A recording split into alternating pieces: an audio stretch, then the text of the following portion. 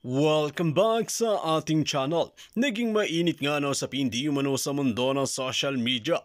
Tila ito nga ang nakakalungkot na mangyayari ngayong kapanahunan ng administrasyon na ito dahil galit na nga ang mga army, mga generals at mga soldiers sa administrasyon na ito.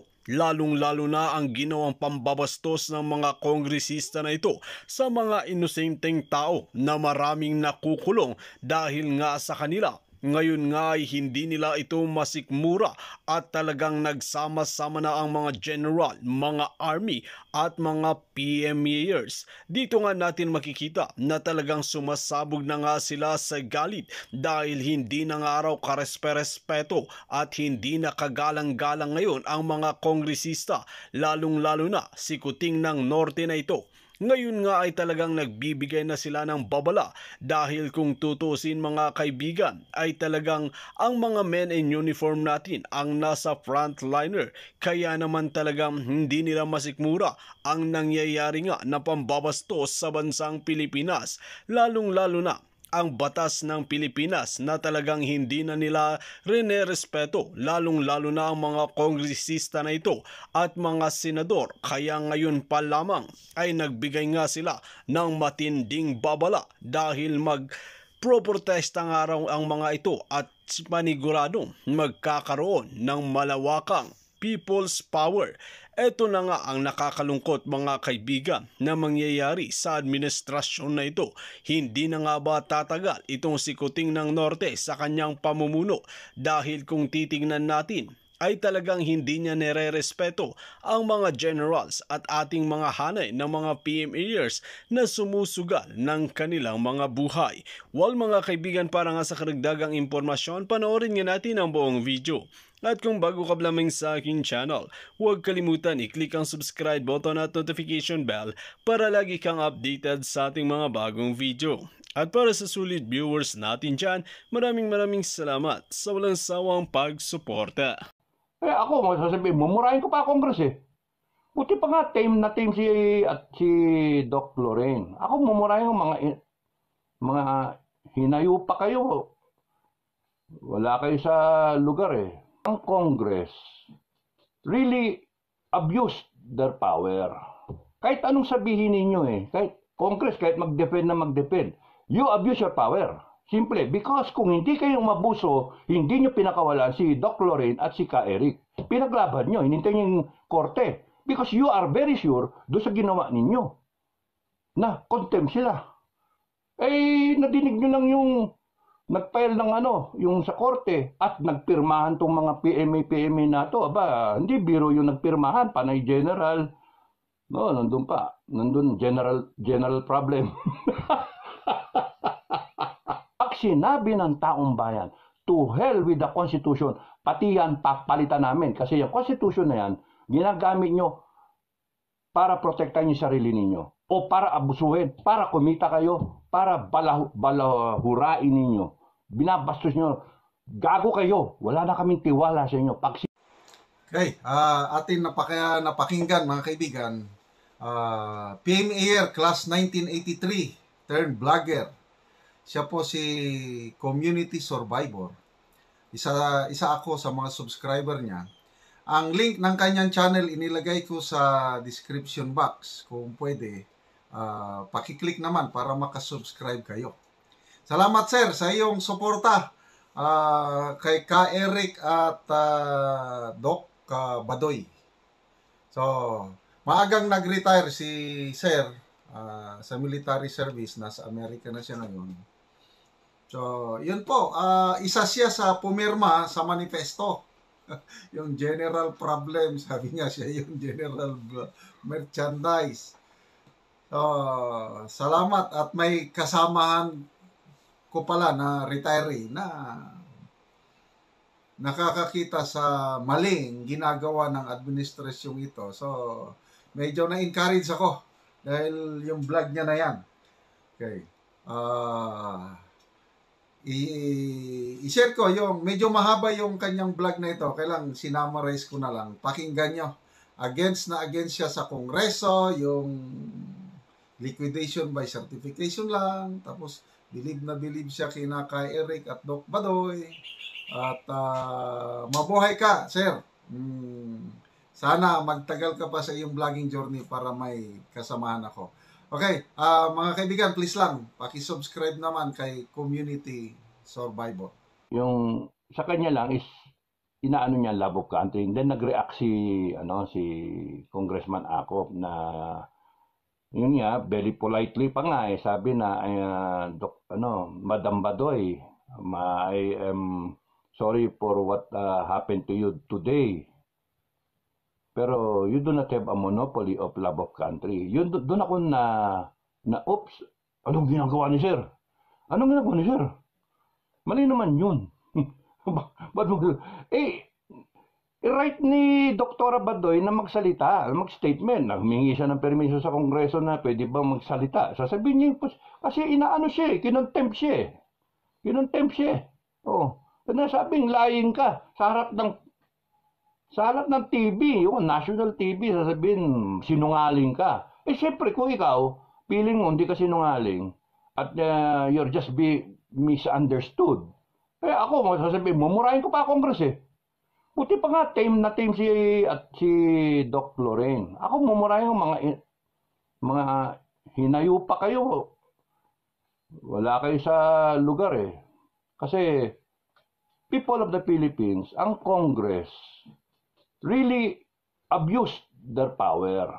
Kahit anong sabihin ninyo kahit Congress, kahit mag-defend na mag-defend, you abuse your power. Simple, because kung hindi kayo mabuso, hindi nyo pinakawalan si Doc Lorraine at si Ka Eric. Pinaglaban nyo, hinintay nyo yung korte. Because you are very sure doon sa ginawa ninyo na contempt sila. Nadinig nyo lang yung nag-file ng yung sa korte at nagpirmahan tong mga PMA na to. Hindi biro yung nagpirmahan, panay general. No, nandun general problem. Sama mo na si General Merchandise, General Upholstery, General Manager, no? Panay, both retired, hindi makapirma yung mga active Hindi makapirma. Yun ang nakakatakot doon. Pagka nakita na mga active na yung mga upper class nila na mga ina-idol nila, nakapirma. Tapos sila lang hindi makapirme. Kabahan kayo. Kaya kinabahan ng Congress Kasi saan to pupulutin pagka hinayaan nyo, mag-snowball to? Kaya, boom, pinakawalan. Kasi yun yung demand doon sa manifesto. Pakawalan nyo agad yan, masasara kayo. Why? Congress, your power emanates from the people. Ibig sabihin, the people can shut you down. The people can discharge you, can terminate you at any point in time kung gustuhin ng tao. Meron tayong processes, meron tayong legal processes, meron tayong constitution. Pag sinabi ng taong bayan, to hell with the constitution, pati yan papalitan namin. Kasi yung constitution na yan, ginagamit nyo para protektahan yung sarili ninyo. O para abusuhin, para kumita kayo, para balahurain ninyo. Binabastos nyo. Gago kayo, wala na kaming tiwala sa inyo. Pag sinabi ng Pilipinas yan, goodbye Congress. You see, the people of the Philippines can shut down Congress. The people of the Philippines can fire every one of you. I'm not instigating. I am warning you as to what may happen. Yun yung problem ng Congress. Because in trying to save face do sa what may happen, lalo kayong nabaon sa kumunoy. Lalo kayong mababaon sa kumunoy. Dahil sa kasyabihan ninyo at sa kaarogantehan ninyo. Dahil sa inyong abuso sa power na imbis na yung taong bayan protektahan ninyo, inaabuso ninyo. At ang issue, hindi si Badoy, hindi si Eric, hindi yung SMNI. Ang issue, mga taong bayan, ay yung pera na kung ilang taon na yan, ang liquidation, accounting and liquidation ay by certificate. Yung concurrent na Resolution number 10, yun ang issue. Nililihis nyo pa yung topic para yung taong bayan maloko ninyo. Hindi loko-loko ang taong bayan. Kaya nga, delikado ang Congress. Delikado kayo. You better, yung mga matitino dyan, yung mga inosente, you better start thinking how to terminate that resolution, rescind that resolution. Somebody na matino dyan should stand up, be recognized, and file a resolution terminating, abrogating, tama ba yun, mga term? Tapusin ang walang kabalbalan, ang walang iya, na walang katorya-torya na resolution number 10.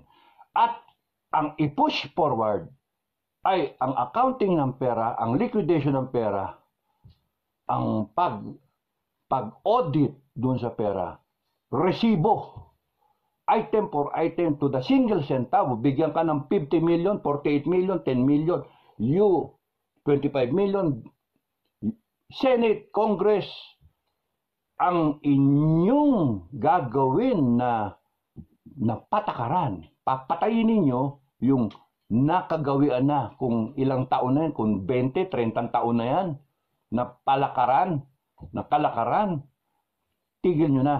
Kasi kung hindi nyo gagawin yan, you will be shut down by the people of the Philippines through a revolutionary government.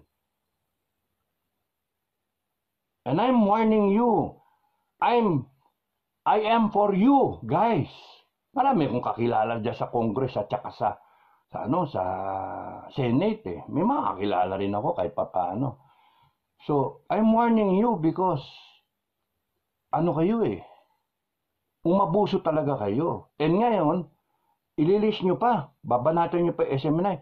No, sige, tanggalin nyo na yung franchise. Gusto nyo, summary hearing, tanggalin nyo na yung franchise. But that will not save you the perception of the people. Akala nyo nakawala kayo? Mga ungas, ganun ng tao. Ganun yung nadidinig ko. Mga walang niya kayo. Kami nagbabayad ng taxes. Kahit nga ako walang ka-pera-pera, sabihin ng iba, may VAT naman. Binambawasan din ako, nagbabayad ako ng taxes. Yung mga nagre-remit, nagbabayad sila ng taxes, etc. Tapos, ang issue is yung pera ng taong bayan, ilang bilyon yan na hindi kayo hihingan ng resibo at magse-certify lang kayo sa COA na hindi kayo mag-question kasi meron kayong ginawang resolution number 10 at pagka-question kayo ng sino man, babawasan nyo, kakaltasan nyo, papahirapan ninyo sa kanilang budget. Pera-pera to Gusto nyong tanggalin kayo ng buo ng taong bayan. Bahala kayo sa buhay nyo. Basta ako sinasabi ko lang, I am not a prophet. Practical lang ako na tao. I have a gift of foresight. Nakikita ko kung yung winiway ko ba. Delikado kayo. At baka madamay pa si BBM, madadamay si BBM. Mag-shutdown. Hindi makatapos yung administration. Kasi yung taong bayan, pikang-pika Saka nakakita, harap-harapan, ilang taon kayong ganyan. Kaya pala ginawa nyo kamag-anak incorporated, tatakbo yung lalaki, yung asawa, pagkatapos ng 3 term, yung babae, yung misis. Pagkatapos ng isang term, babalik si lalaki, o hindi kaya, magpo-full term yung babae, and then yung anak naman. Kamag-anak incorporated. Kaya pala ganon. So, ang aking pleading sa inyo, kung sino pa man ang natitira dyan sa Congress at sa Senate, mga pangalan na aking nirerespeto, need I enumerate your names? Pasukan sana kayo, ang prayer ko, pasukan sana kayo ng konsensya ninyo. Pasukan sana kayo ng Holy Spirit at isipin ninyo, mali naman talaga ito Mali naman to kasi yung all other government agencies, pagka yung tungkol sa pera-pera, mahigpit ang ang audit, mahigpit ang COA. Pero kayo, certification. Yung pag magbigay ka nga ng resibo na kunyari kumain ka 5,000. Ano itong 5,000 Jollibee?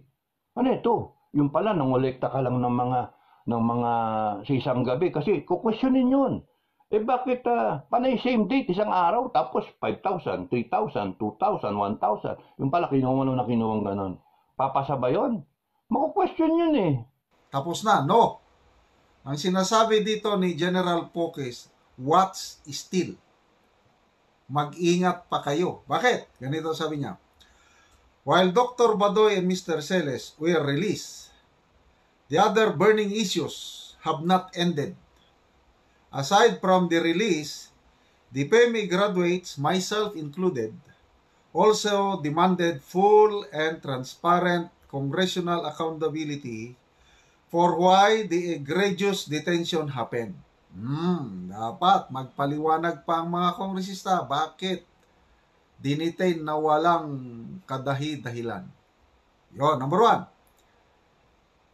We also demanded the restoration of the integrity of the House, an institution that must be revered for its democratic principles and not as a tool for political oppression or persecution. Ito ang mabigat.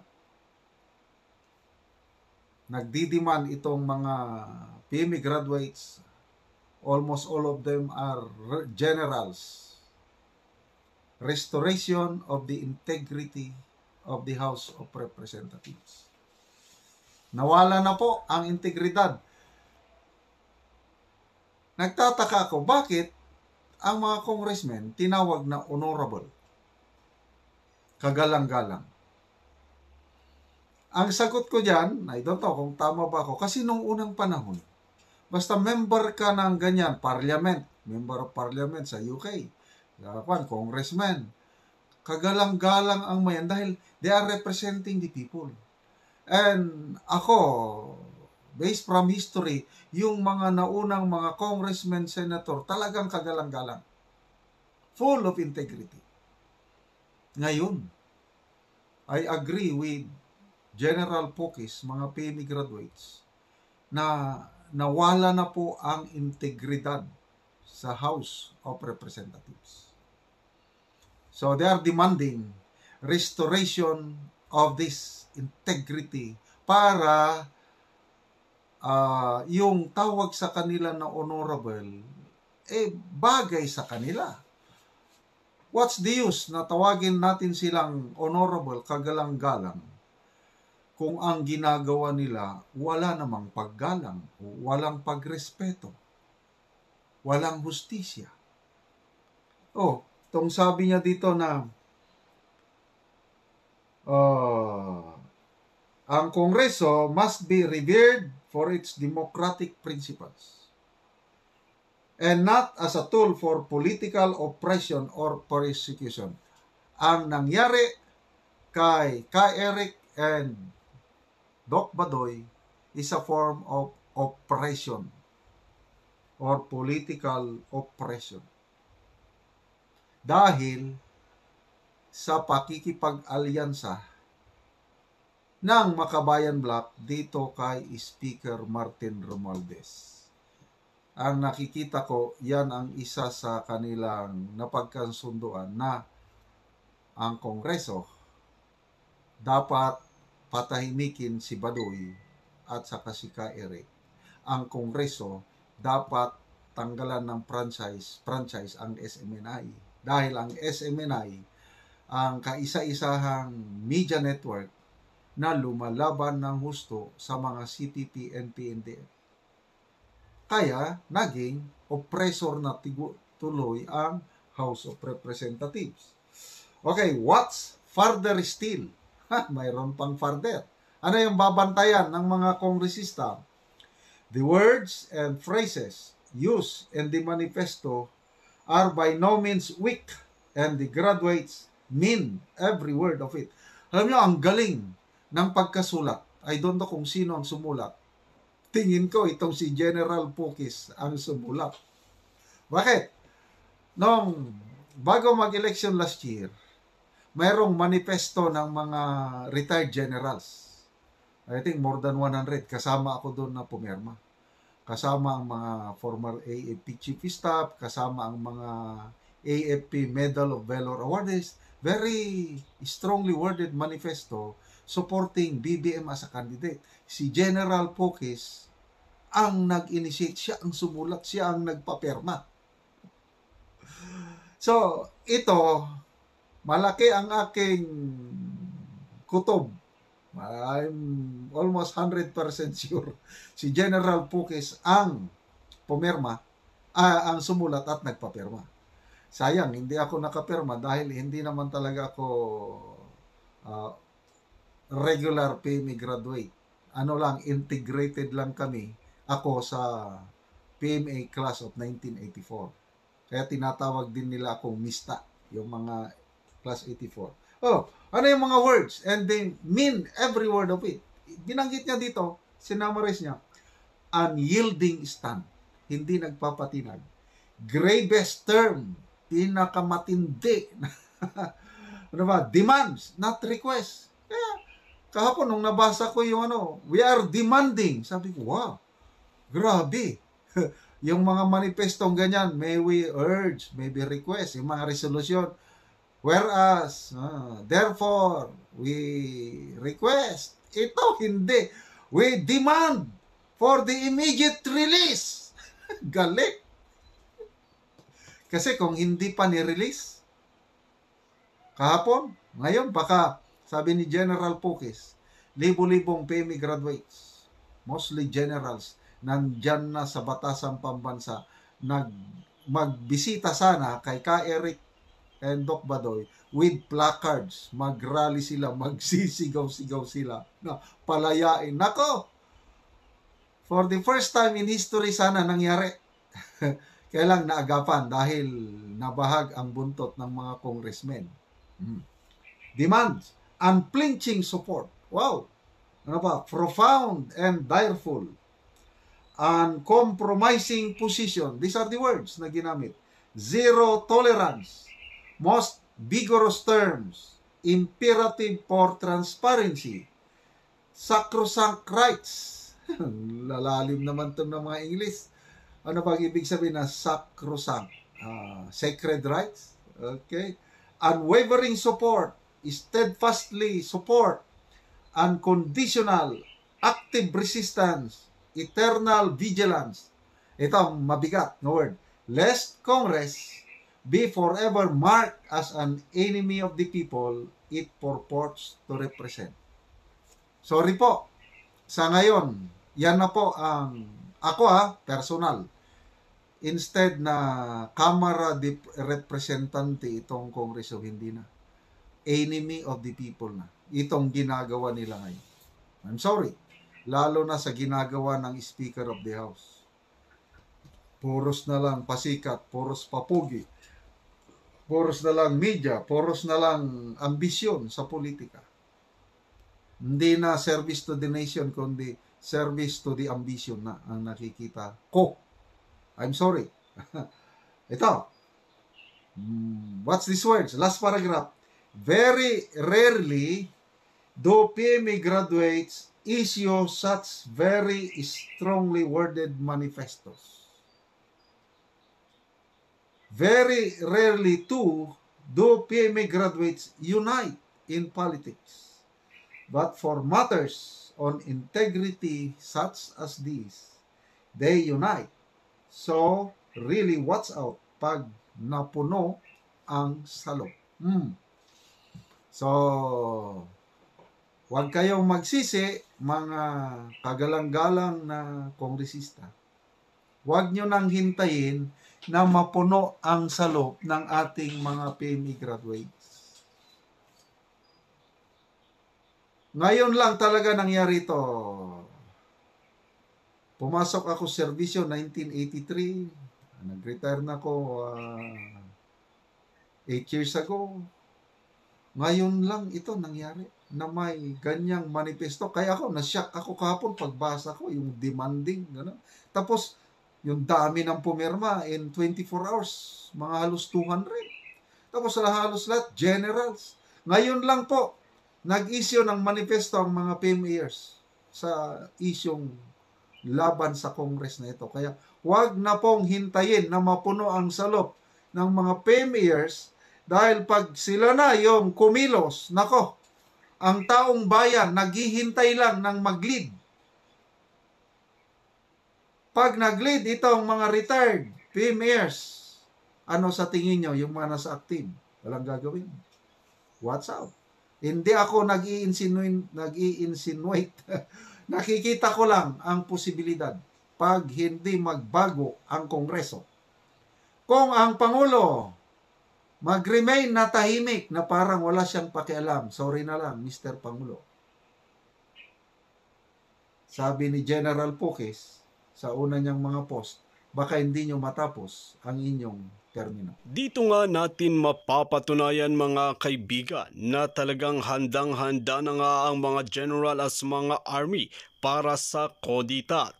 Dito nga natin makikita mga kaibigan kung ganito nga rin kasi ang namumuno sa bansang Pilipinas, lalong-lalo na ang mga kongresista na ito na talagang binabastos nila ang batas ng Pilipinas. Ngayon nga ay talagang makikita na natin kung sino nga ba talaga ang totoong naglilingkod sa taong bayan at kung sino nga ba talaga ang mga sinungaling. Wal mga kaibigan.